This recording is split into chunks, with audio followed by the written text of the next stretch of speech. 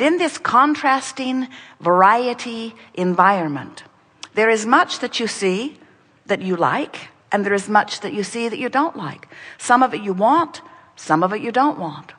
And as you look into this variety, every time you find something unwanted and focus upon it, a really incredibly wonderful thing happens. Its opposite is born. Whenever you know what you don't want, what you do want lights up in a powerful way. Now what that means is the universe just expanded because you explored contrast. Now we don't want to flatter you too much in that, because that's true of every point of consciousness.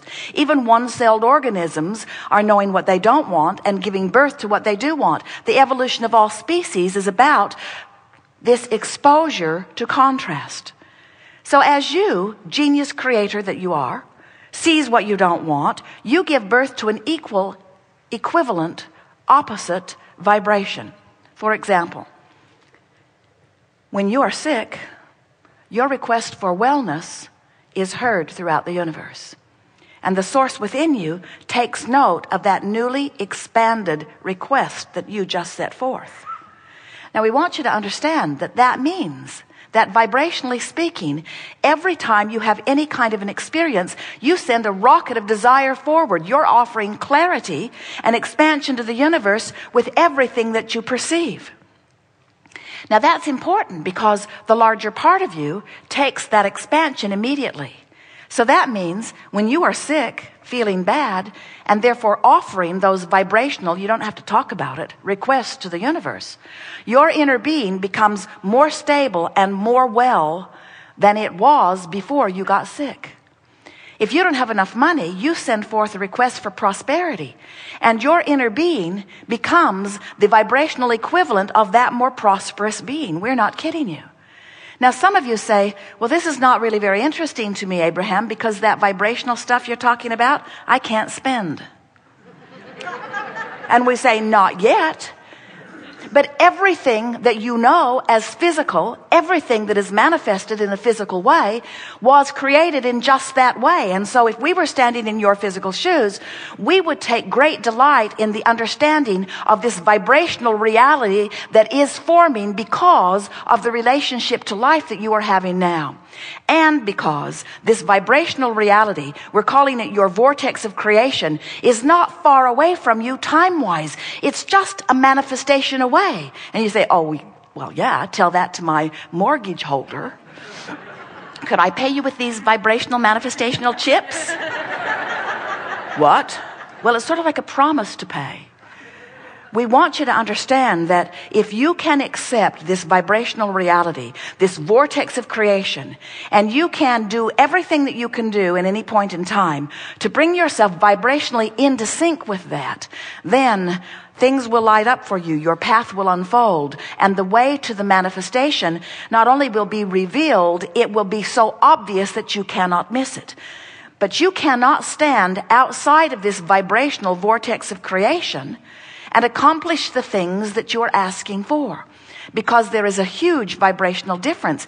Outside the vortex is the absence of what you want. Inside the vortex is the presence of what you want. And you can't have it both ways. You can't be beating the drum of not enough money and allow more money to come to you. Vibrationally, in terms of law of attraction, it is off. That's like setting your radio dial on 6:30 a.m. and complaining that you can't hear the songs that are playing on 98.7 FM. You understand that with your radio frequencies. We want you to understand it with your vibrational frequencies. You are vibrational beings. You think you're flesh, blood, and bone because you interpret the vibration so well through your physical senses, but you are first and foremost vibrational beings. So a woman complains to us that she is feeling uncomfortable in her physical body, and that the discomfort of it makes it hard for her to be hopeful or optimistic. And we say to her, you cannot let what is be the only criteria from which your emotions flow. In other words, if you're standing in a place with not enough money, or with a lover who doesn't love you, or with a body that hurts you, if you're standing in an unwanted place, and that unwanted place has your undivided attention, nothing can change for you.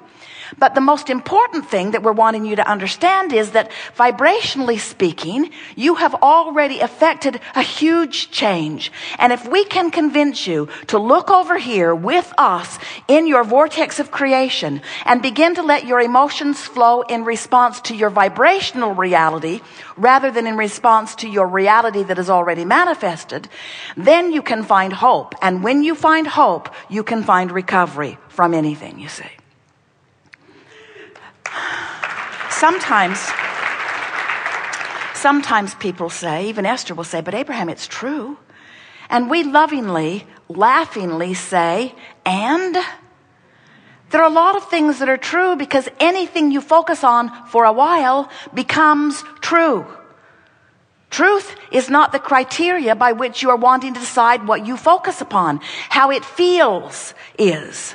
In other words, there are a lot of things that are true. Cancer's true. Terrorism's true.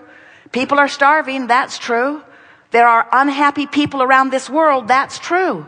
But when you focus upon it, you deprive yourself of your real truth. You deprive yourself of the real truth of you, which is who life has caused you to become. That's who you are.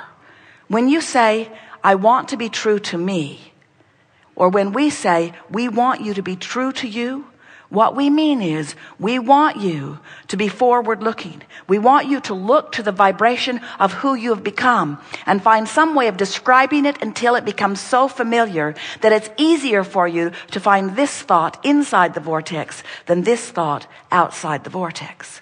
This vortex of creation contains the larger part of you and all that you have been asking for.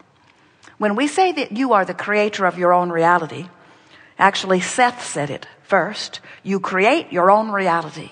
And we say, you are the creator of your own reality. But even more important to understand, you are the creator of you.